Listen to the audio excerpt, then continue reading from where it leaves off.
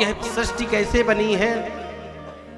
पंच तत्वों से ये पूरा प्रकृति बनी है। क्षिति, जल, पावक, गगन और समीर, ये 5 तत्वों से प्रकृति बनी है। जो तत्व आपके शरीर में नहीं है वो ब्रह्मांड में नहीं है। पता है आपके शरीर में सब कुछ है, लोहा है, जस्ता है, तावा है, सब कुछ है। जो इस बाहर पिंड में है, ब्रह्मांड में है, वही इस पिंड में है। जो इस पिंड में नहीं है वो ब्रह्मांड में नहीं है।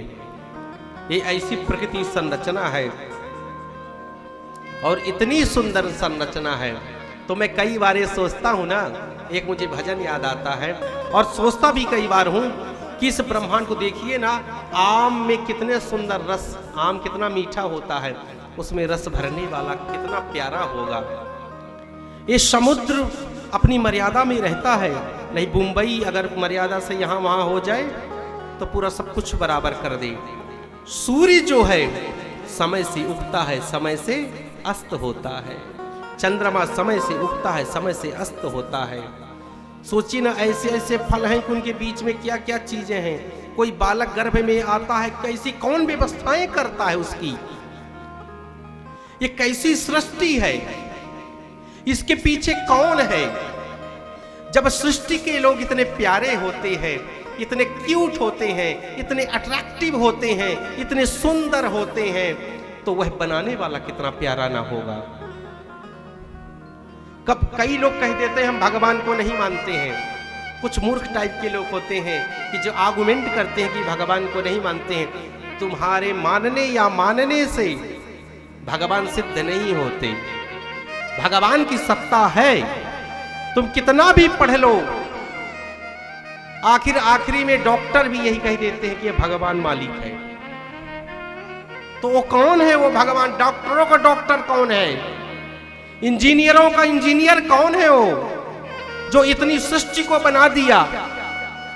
और उसके बालक होकर के हम कहते हैं कि हम उसकी सत्ता को स्वीकार नहीं करते।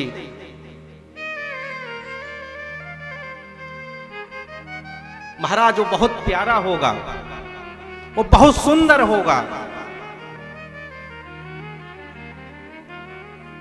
कभी भी कोई भी ऐसा व्यक्ति आपके समक्ष आ जाए कि कहे कि हम भगवान की सत्ता को नहीं स्वीकारते, उस व्यक्ति से दूर हो जाना, नहीं आपको नास्तिक बना देगा। और आप भी करिए, लेकिन आप पढ़िए, आप चीजों को देखिए, स्वीकार करिए। भगवान की कृपा अगर आप महसूस करना चाहो तो हर पल, हर क्षण, हर जगह विद्यमान है। उसकी कृपा को, उसकी क्रिएटिविटी को, उसकी दिव्यता को अनुभव कर सकते हो, देख सकते हो। आप उसके कृतित्व को देख सकते हो। एक कोई पुस्तक लिख देता है, उसका सम्मान होता है। एक कोई पेंटिंग बना देता है, उसका सम्मान होता है।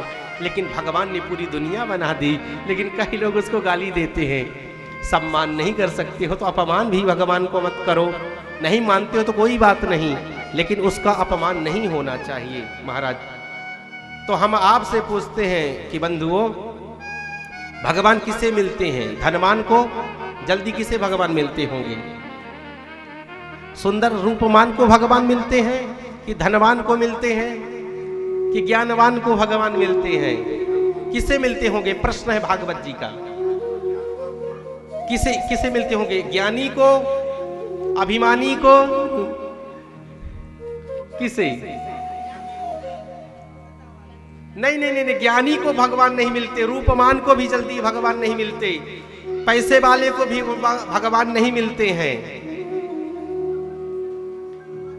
भगवान मिलते हैं भक्त को। भगवान सिर्फ भक्त को मिलते हैं। कितने बार आप स्नान करते हो, कितने धनवान हो, कितने सुंदर हो, कितने गुणवान हो, कितने रूपवान हो, कितना पढ़ाई किए हो, ये भगवान से कोई मतलब नहीं। भगवान तो जाकर के बेर खाने शबरी के यहां भी चले जाते हैं और रावण का वध करने जाते हैं। भगवान भक्त को देखते हैं। जहां जो भक्त है भगवान उसके स्वयं उसके यहां पहुंच जाते हैं।